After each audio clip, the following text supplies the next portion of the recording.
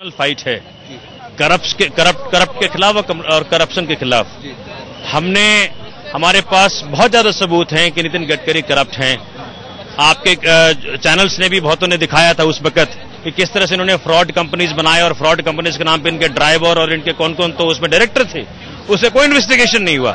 उसमें यह भी दिखाया गया था कि कैसे खुल्लम खुल्ला एक इनकम टैक्स अथॉरिटी को जो इन्वेस्टिगेट कर रहे थे इनके मैटर को, इन्होंने पब्लिकली थ्रेट किया था कि भाई हमारे दिन आएंगे तो हम आपको समझाएंगे। तो वो सब क्या दब गया? वो क्या प्रूफ्स मर गए? मैंने टाइम्स नाउ को खुला चैलेंज दिया कि भाई आप कम से कम अब तो थोड़ी बहुत निकालें अपने एलिजियंस टू ट्रुथ और दें अपने आगे प्रूफ्स बाहर निकालिए, दीजिए अपने प्रूफ्स पब्लिक में दिखाइए। वो पता नहीं वो दिखाएंगे नहीं दिखाएंगे, लेकिन ये बात तो सत्य है कि जो कुछ भी करप्शन के चार्ज नितिन गडकरी जी के ऊपर हैं वो सत्य थे और सत्य बदलता नहीं, सत्य रहेगा। तो जेल से बाहर रहकर भी हो सकती थी, जमानत लेने के बाद भी हो सकती थी, उसके बाद भी आप फाइट कर सकते थे। इस देश में जब भी इस स्केल का आप कोई मूवमेंट करते हो, आप महात्मा गांधी को देख लें, मधु लिमिये को देख लें, शहीद भगत सिंह को देख लें, इन सब ने जब ये अन्याय के खिलाफ लड़े, जब भ्रष्टाचार के खिलाफ लड़े, उन्होंने कहा कि हम बेल नहीं लेंगे, हमने कोई गलती नहीं करी है। अगर जज साहब को लगता है मैंने गलती करी है और अगर बेल ना लेना अपराध है तो मुझे जेल भेज दें। लेकिन एक बात और बताइए, 10,000 रुपए भरने वाली कोई बात नहीं थी, आज उन्होंने साफ तौर पे समझाया, लेकिन परसों 10,000 वाली बात आ रही थी। तो फिर मनोज, मेरा एक सवाल कीजिएगा सोमनाथ भारती जी से, उनसे ये पूछिए कि क्या देश के कानून पर अरविंद को भरोसा नहीं है? आप अपने आप को कमिट करते हो, अगर हम वायलेट करेंगे और नहीं आएंगे किसी डेट पे तो कोर्ट 10,000 रुपए तक का जुर्माना मुझसे रिकवर कर सकता है और ट्रेजरी में उसको देना पड़ेगा। आपको कानून पर भरोसा नहीं है? क्या ऐसा कोई पास्ट है, ऐसा कोई हमारा पीछे कोई रिकॉर्ड रहा है कि हम कभी कोर्ट को बुलाने पे नहीं आए? आज ऐसा अचानक क्या हो गया? एक ही डिफरेंस है, 2 डिफरेंस अगर देख लें, 16 मई के बाद का है ये और 16 मई के पहले के वो सारे हियरिंग्स थे जिसमें कि हमें एक अंडरटेकिंग में जाने दे दिया गया। और अभी कंप्लेनेंट जो है वो एक बहुत उनका होदा है सरकार के अंदर, ये बहुत बड़ी बात हो सकती है कि भाई आप फिर बेल बॉन्ड क्यों नहीं भरते? ऐसे किसी इंसान के कंप्लेंट पे आराम से किसी को जाने नहीं दोगे।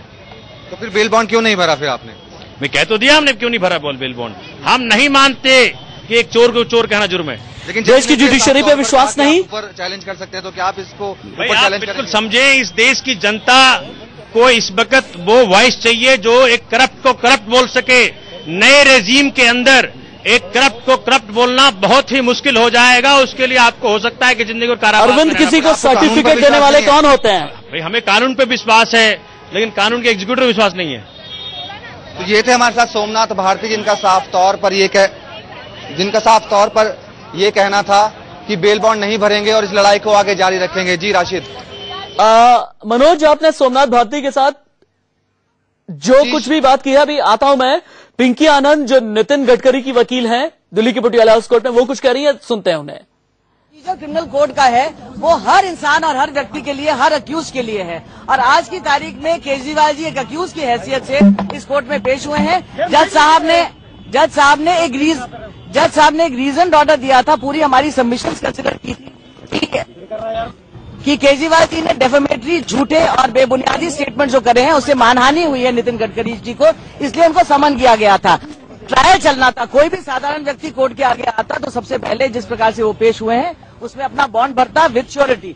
कोर्ट ने लीनियंट व्यू लेते हुए श्योरिटी भी नहीं कहा, सिर्फ पर्सनल बॉन्ड यानी कि जो मुचलका अपना देना पड़ता है, सिर्फ अपने कहने पर वो उनको रिलीज करने के डायरेक्शन दिए। उसमें 10,000 रुपए अमाउंट जो भरना नहीं होता, जो सिर्फ अमाउंट भरना होता है कि अगर आप कल अगर आप नहीं पेश होंगे तब आपको 10,000 रुपए फॉरफिट करने पड़ेंगे। कोर्ट ने पूरी किताब बल्कि केजरीवाल जी को समझाई कि शायद आपके इतने सारे वकील आपके साथ थे, लेकिन उसके बावजूद भी मैंने सोचा आपको सब।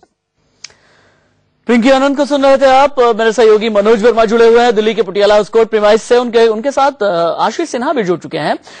मनोज, मैं चाहूंगा कि आशीष से आप कुछ चीजें पूछें लीगल पर्सपेक्टिव से कि अब अगर हाईकोर्ट का रुख करते हैं तो फिर ऑप्शंस क्या कुछ हैं, कानूनी दलीलें उनके पास क्या, आम आदमी पार्टी के पास क्या हो सकती हैं, इस बारे में आशीष से जरा बातचीत कीजिए आप।